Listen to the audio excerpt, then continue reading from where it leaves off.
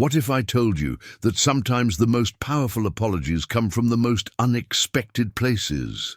Sarah Mitchell had been serving coffee at Miller's Diner for 15 years, watching the morning regulars shuffle in with their newspapers and familiar complaints about the weather. At 34, she'd perfected the art of remembering how everyone liked their eggs and which customers needed an extra moment of kindness. But on this particular Tuesday morning, as autumn light filtered through the diner's worn curtains, she noticed something different about the man in booth 3. He sat straighter than most, his hands steady around his coffee cup, a small military pin catching the light on his jacket lapel. Marcus Thompson had that quiet dignity she recognized in the veterans who sometimes stopped by, men who carried themselves like they'd seen the world and come back changed. She couldn't have imagined that this soft-spoken customer's story would soon challenge everything she thought she knew about justice and honor. Where are you watching from today? Marcus Thompson had returned to his hometown of Millfield 3 months ago, carrying 22 years of military service and a chest full of commendations he rarely mentioned. His neighbors knew him as the quiet man who kept his lawn immaculate and always nodded politely when they passed. What they didn't know was that Sergeant First Class Thompson had served 3 tours overseas as a Marine sniper, earning the Navy Cross and 2 Purple Hearts before a roadside bomb damaged his hearing enough to end his career. He'd come home to care for his aging mother, Rose, whose arthritis made climbing the stairs to her bedroom a daily struggle. The trouble started on what should have been an ordinary Wednesday evening. Marcus had driven his mother to her doctor's appointment at the Millfield Medical Center, helping her navigate the parking lot with her walker. Rose Thompson, 78 and sharp as ever despite her physical limitations, had raised Marcus. Alone after his father died in Vietnam, she'd worked double shifts at the textile factory to put him through school, never missing a parent-teacher conference or a school play. After the appointment, they'd stopped at Peterson's pharmacy to fill her prescriptions. Marcus waited in the car, engine running, while his mother slowly made her way inside with her walker. The pharmacy was busy and he knew she'd be a while. He pulled out his phone to check messages when he noticed the patrol car pulling up behind him. Officer Jake Morrison was new to the Millfield Police Department, just 6 months on the force and eager to prove himself. He'd noticed the black sedan with tinted windows sitting in the pharmacy parking lot and decided to investigate. Something about the situation felt off to him, though he couldn't quite put his finger on what. The man behind the wheel looked suspicious somehow, just sitting there with the engine running. Marcus saw the officer approaching in his rearview mirror and felt that familiar tightness in his chest, the same feeling he'd had during his teenage years when police attention usually meant trouble, regardless of what you were or weren't doing. He rolled down his window, keeping his hands visible on the steering wheel, a habit learned long before his military training. "Evening, officer," Marcus said calmly. "Is there a problem?" Morrison stepped closer, his hand resting on his duty belt. "License and registration. What are you doing here?" "Waiting for my mother. She's inside getting her medication." Marcus reached slowly for his wallet, making sure his movements were deliberate and clear. "My license is in my wallet, in my back pocket." "Keep your hands where I can see them," Morrison snapped, his voice sharper than necessary. Something about the man's calm demeanor irritated him. "Step out of the vehicle," Marcus complied, his military training keeping him composed even as his heart rate increased. He'd faced enemy fire with less anxiety than he felt during traffic stops in his own hometown. "Officer, I'm a veteran. I'm just waiting for my mother to get her prescriptions filled." "Sure you are," Morrison said, not bothering to hide his skepticism. "Turn around and put your hands on the car." Inside the pharmacy, Rose Thompson watched through the window as her son was handcuffed. Her hands shook as she gripped her walker, the medication bottles rattling in the plastic bag. She'd seen this before, different decade, same story. She'd raised Marcus to be respectful, to follow rules, to serve his country with honor. but she'd also taught him that sometimes respect and honor weren't enough protection against assumptions. And fear. The situation escalated when Morrison found Marcus's military ID alongside his driver's license. Instead of calming down, the officer seemed to grow more agitated. "What's this supposed to prove? Anyone can get fake military ID these days." Marcus felt the cold metal of the handcuffs against his wrists and forced himself to breathe slowly, counting in his head the way his drill instructor had taught him decades ago. He thought about his mother watching from inside the pharmacy, probably terrified and unable to help. He thought about his fallen brothers who'd never made it home and how they'd trusted him to represent them well if he did. "Officer Morrison," Marcus said quietly, "my discharge papers are in the glove compartment if you'd like to verify my service record. I have nothing to hide." But Morrison was already calling for backup, describing a suspicious individual who was claiming to be military and acting aggressively. Marcus wasn't acting aggressively. He was standing perfectly still, his voice never rising above a conversational tone. But something about his quiet confidence seemed to provoke the young officer further. When backup arrived, Marcus found himself face down on the asphalt, his dress shirt torn and his dignity bruised worse than his wrists. His mother had finally made it outside, moving as quickly as her walker would allow, calling his name with a voice that mixed fear and fury in equal measure. The charges would later be listed as loitering with intent and resisting arrest, though the security camera footage would show a man who never raised his voice or made a sudden movement. But that footage wouldn't surface for weeks, and by then Marcus Thompson would be sitting in a courtroom, wondering if the country he'd served with honor would serve him justice in return. The Millfield Municipal Courthouse had seen better days. Built in 1967, its brown brick facade and narrow windows gave it the feel of a place where hope went to struggle against bureaucracy. Marcus sat in the defendant's chair, wearing his only suit, the same navy blue one he'd worn to his military retirement ceremony. His mother sat in the gallery behind him, her walker folded beside her, her hands clasped so tightly her knuckles showed white through her brown skin. Judge Patricia Henley had been on the bench for 18 years. She'd seen enough cases to recognize when something didn't add up, and the charges against Marcus Thompson raised red flags from the moment she read the file. A decorated Marine with no criminal record, accused of loitering in front of a pharmacy while waiting for his elderly mother. It didn't make sense, but she'd learned not to jump to conclusions before hearing the evidence. Marcus's court-appointed attorney, David Chen, was fresh out of law school and overwhelmed with cases. He'd had 15 minutes to review Marcus's file before court began, barely enough time to pronounce his client's name correctly, let alone mount an effective defense.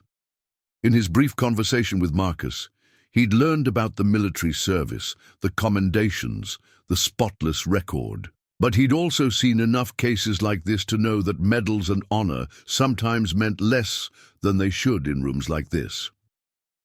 Officer Morrison took the stand first, his uniform crisp and his testimony rehearsed.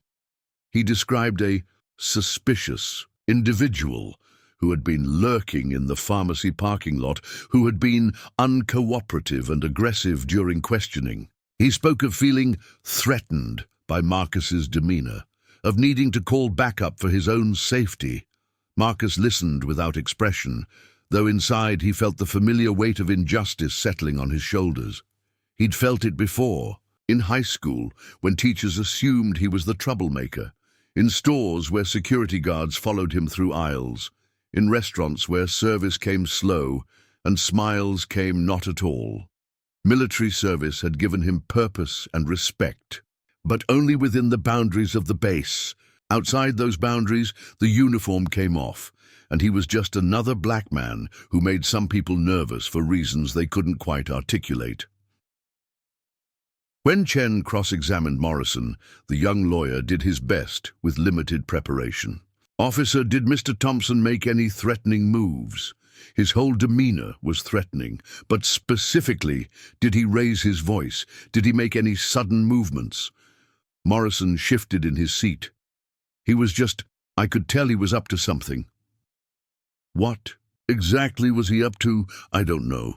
That's why I had to investigate. Rose Thompson watched from the gallery, remembering another courthouse from 1968, when she'd sat in similar chairs, watching her brother face similar accusations. Different decade, different charges, same underlying assumption that a black man's presence required justification.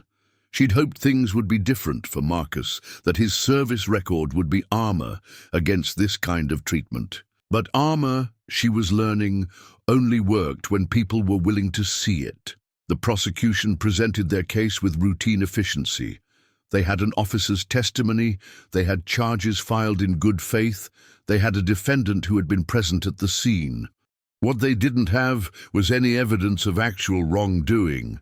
But sometimes, in rooms like this, evidence mattered less than assumption. Then something unexpected happened. As Chen prepared to present his defense, a court clerk approached Judge Henley's bench with a note. The judge read it, frowned, read it again, then looked toward the back of the courtroom. A murmur went through the gallery as heads turned to see what had captured the judge's attention. Standing at the back of the courtroom, having just entered through the heavy wooden doors, was a man in full military dress uniform, the silver stars. On his shoulders caught the fluorescent light, and the ribbons on his chest told a story of decades of service and leadership. General Robert Hayes was 62 years old, with grey hair and kind eyes that had seen war and peace, victory and loss. He'd driven 4 hours from Fort Braxton after receiving a phone call that had made his stomach sink with familiar disappointment. Judge Henley called a brief recess, unsure of protocol, when a 4-star general appeared unannounced in her courtroom. Marcus turned in his chair, not recognizing the man, but understanding the significance of those stars. His mother leaned forward, whispering, "Marcus, honey, who is that?" Marcus shook his head, as confused as everyone else in the room. But something in the general's bearing, something in the way he stood with quiet authority and barely contained emotion, suggested this wasn't a coincidence. This was about to become something bigger than a simple misdemeanor case in small-town America. If this moment touched your heart, please give the video a thumbs up. During the recess, General Hayes approached the defense table where Marcus sat, with his attorney. Up close, Marcus could see the weathered lines around the general's eyes, the kind earned through years of making decisions that affected lives and missions. Hayes extended his hand, and Marcus stood to shake it, noting the firm grip and the way the general's eyes never wavered from his own. "Sergeant Thompson," Hayes said quietly, "I'm General Robert Hayes. I served with your unit commander in Afghanistan, Major Patricia Collins. She called me about your situation." Marcus felt something shift in his chest. Not quite hope, but the possibility of it. "Sir, I didn't know Major Collins was aware of this." "Son, when one of our own faces this kind of treatment, we hear about it, especially when that person is someone who saved lives under my command." Hayes glanced toward Rose Thompson in the gallery. "That your mother?" "Yes, sir." Hayes walked over to Rose, who struggled to stand with her walker. "Ma'am, please don't. Get up. I wanted to thank you for raising a hero." Rose looked up at this imposing figure with his chest full of medals and saw something she hadn't expected, genuine respect, and what looked like barely contained anger on her son's behalf. "General, I don't understand what's happening here. Mrs. Thompson, I'm here to set the record straight about your son. He saved 6 Marines in Helmand Province when his unit was pinned down by sniper fire. He stayed at his post for 14 hours, providing cover while medevac helicopters evacuated wounded soldiers. The Navy Cross he earned that day represents courage that most people can't imagine. Back at the defense table, Attorney Chen was frantically scribbling notes, realizing his case had just taken an extraordinary turn. He'd never had a four-star general appear as a character witness, and he wasn't entirely sure how to proceed, but General Hayes seemed to have a clear plan. When court reconvened, Judge Henley looked skeptical but curious. "General Hayes, this is highly unusual. What is your interest in this case?" Hayes stood, his uniform immaculate, his bearing commanding without being arrogant. "Your Honor, I'm here because Sergeant First Class Marcus Thompson served under my command in 3 combat deployments. I'm here because the man being portrayed in this courtroom bears no resemblance to the soldier I know." The prosecution objected, arguing that character testimony from military service wasn't relevant to the charges at hand. But Judge Henley overruled the objection, clearly intrigued by this development. "General, what can you tell this court about the defendant?" Hayes turned slightly to look at Marcus, and for a moment the courtroom felt less like a legal proceeding and more like a family gathering. "Your Honor, Marcus Thompson is one of the finest Marines I've ever had the privilege to command. In August 2019, his unit was ambushed while providing security for a convoy delivering medical supplies to a forward operating base. When enemy snipers pinned down the unit, Sergeant Thompson took position on an exposed rooftop and engaged multiple targets, allowing the convoy to reach safety and wounded Marines to be evacuated. He paused, his voice carrying the weight of memory. "He stayed at that position for 14 hours, Your Honor. 14 hours under enemy fire, without relief, without backup, because leaving his post would have meant more American casualties. When we finally secured the area, we found him still at his rifle, dehydrated and suffering from heat exhaustion, but he had accounted for every member of his unit." The courtroom had gone completely quiet. Even Officer Morrison seemed transfixed by the general's testimony. Rose Thompson wiped her eyes with a tissue, hearing details about her son's service that he'd never shared with her. "This man," Hayes continued, looking directly at Marcus, "doesn't lurk anywhere. He doesn't act suspiciously. He serves with honor and distinction, and he deserves better than what happened to him in that parking lot."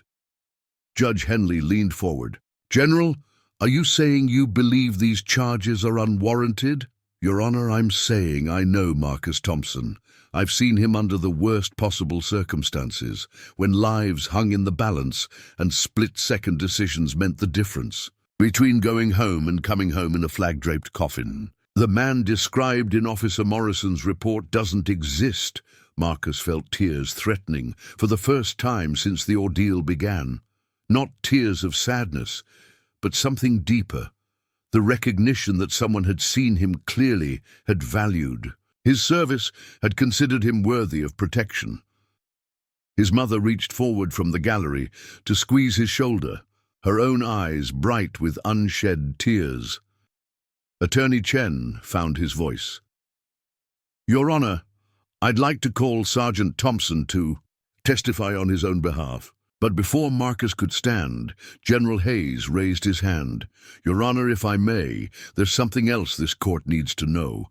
Something about the day Sergeant Thompson earned his Navy Cross." The judge nodded, and Hayes pulled a folded paper from his jacket pocket. "This is the citation that accompanied his medal. With the court's permission, I'd like to read it aloud. Have you ever faced something like this? Share your experience in the comments." General Hayes unfolded the citation with careful reverence, the paper crisp despite being years old. The courtroom remained silent as he began to read, his voice carrying the authority of someone who had recommended Marcus for the honor himself. "The Navy Cross is presented to Sergeant First Class Marcus Thompson, United States Marine Corps, for extraordinary heroism while serving with 3rd Battalion, 5th Marines, during combat operations in Helmand Province, Afghanistan, on August 15, 2019. He paused, looking up to ensure everyone in the courtroom understood the significance of what they were hearing. While providing overwatch for a medical supply convoy, Sergeant Thompson's unit came under sustained sniper attack from multiple concealed positions. When the convoy became pinned down in a kill zone with several wounded Marines unable to reach, in cover, Sergeant Thompson moved to an exposed rooftop position to engage enemy snipers. Marcus closed his eyes, remembering that day not as a moment of heroism, but as the longest 14 hours of his life. He could still feel the weight of his rifle, the heat of the Afghan sun, the responsibility of knowing that 6 Marines were counting on his accuracy to stay alive. Despite continuous enemy fire and extreme heat, Sergeant Thompson maintained his position for 14 hours, neutralizing multiple enemy combatants and providing cover for the safe evacuation of all wounded personnel. His selfless actions and unwavering dedication to the protection of his fellow Marines reflect great credit upon himself, the Marine Corps, and the United States Naval Service. When Hayes finished reading, he folded the citation and looked directly at Officer Morrison. "Officer, this is the man you handcuffed for waiting for his elderly mother at a pharmacy. This is the man you described as suspicious and threatening." Morrison shifted uncomfortably in his seat, beginning to understand the magnitude of his error. Judge Henley called both attorneys to the bench for a whispered conference, but everyone in the courtroom could see her expression growing more serious by the moment. When they returned, Judge Henley addressed the courtroom with unusual formality. "I'm dismissing all charges against Mr. Thompson immediately. The evidence presented does not support the allegations, and frankly, this case should never have reached my courtroom." She turned to Marcus. "Mr. Thompson, please stand." Marcus rose, still uncertain about what was happening, but feeling something like hope beginning to bloom in his chest. "On behalf of this court and this community, I want to apologize for what you've experienced. Your service record speaks to a level of character and dedication that should be honored, not questioned. I'm ordering that all records related to these charges be expunged from your file." But General Hayes wasn't finished. He approached Officer Morrison, who stood at attention despite not being military. "Officer, I need you to understand something. The man you arrested has saved more American lives than most people will ever meet. He's earned the right to stand in any parking lot in America without having to justify his presence." Morrison's face had gone pale. "General, I was just doing my job." "No, son, you weren't. Doing your job would have meant treating a citizen with respect, asking questions before making assumptions, and recognizing that a man waiting quietly in a car while his elderly mother gets medication isn't suspicious. It's responsible." Hayes then did something that surprised everyone in the courtroom. He approached Morrison with the same respect he'd shown Marcus and Rose. "Officer, I'm not here to end your career or ruin your life. I'm here because I believe people can learn from their mistakes. I'm hoping you'll learn from this one. What would you like me to do, sir?" "I'd like you to apologize to Sergeant Thompson and his mother. Not because a judge ordered it, but because it's the right thing to do." Morrison walked slowly to where Marcus stood. The young officer's hands were shaking slightly as he faced the man he'd wrongfully arrested. "Sergeant Thompson, I made a terrible mistake. I let my assumptions guide my actions instead of facts. I'm sorry." Marcus looked at Morrison for a long moment, seeing not malice, but inexperience and fear. He thought about the young Marines he'd served with, how they'd all made mistakes early in their careers. The difference was that military mistakes usually hurt the person making them, while police mistakes often hurt innocent people. "Officer Morrison," Marcus said quietly, "I accept your apology, but I hope you'll remember this feeling the next time you approach someone who looks like me. I hope you'll ask yourself what assumptions you're making and whether they're fair." Morrison nodded, tears visible in his eyes. "I will, sir. I promise I will." Rose Thompson had been watching this exchange with the wisdom of someone who'd seen both the worst and best of human nature. She slowly stood with her walker and approached the young officer. "Son," she said gently, "my Marcus spent 22 years protecting people he'd never met. He came home to protect me. When you see a black man, I want you to remember that he might be someone's son, someone's protector, someone who's served his country with honor." Morrison nodded, unable to speak. Judge Henley banged her gavel softly.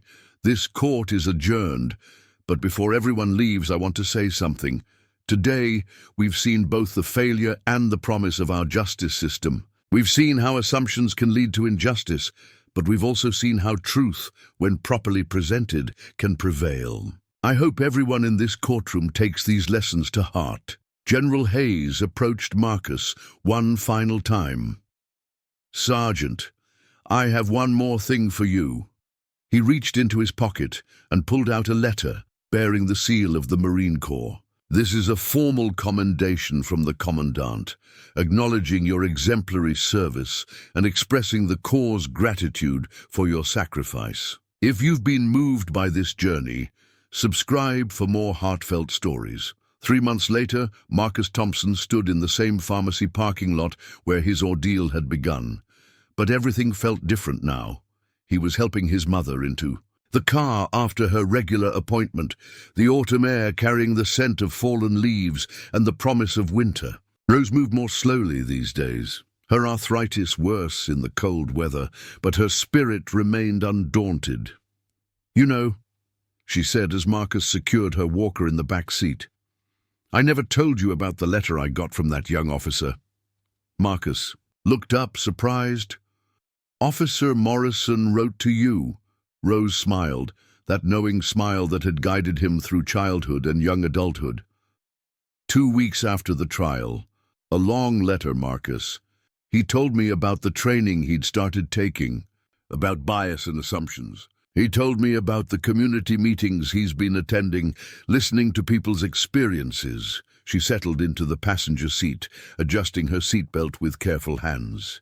"He asked if he could meet with you sometime, not as an officer to a citizen, but as someone who wants to understand how to do better." Marcus closed her door gently and walked around to the driver's side, processing this information. Through the pharmacy windows, he could see the same faces he'd seen months ago, the elderly man comparing prescription prices, the mother with 2 young children in tow, the teenager working behind the counter, life continuing its normal rhythm, while his world had been turned upside down and slowly righted. As he started the car, Marcus thought about the changes that had rippled out from that day in court. The Millfield Police Department had implemented new training protocols, bringing in speakers to discuss unconscious bias and community policing. Judge Henley had started a monthly forum where community members could discuss their experiences with the justice system. Small changes, but meaningful ones. "What do you think about meeting with him?" Rose asked as they pulled out of the parking lot. Marcus considered this as they drove past familiar streets lined with oak trees, shedding their golden leaves. "I think," he said slowly, "that if he's genuinely trying to change, then maybe that's worth encouraging." They drove in comfortable silence for a while, the radio playing softly, the late afternoon sun casting long shadows across the dashboard. Marcus thought about General Hayes, who had called the week before to check on him. The general had mentioned other cases, other veterans who'd faced similar situations, and his efforts to ensure they had proper representation and support. "You know what I learned from all this?" Marcus said as they pulled into their driveway. Rose looked at her son, seeing the same boy who'd once sat at her kitchen table doing homework while she prepared dinner after her factory shifts, but also seeing the man he'd become, tested by war and injustice, but not broken by either. "What's that, honey?"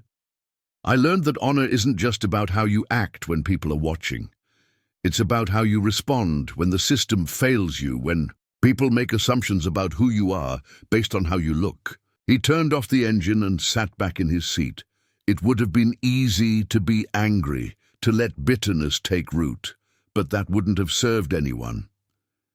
He pulled the letter from General Hayes out of his jacket pocket, the one he carried. Now, like a talisman, the formal commendation had been meaningful, but it was the personal note at the bottom that he treasured most.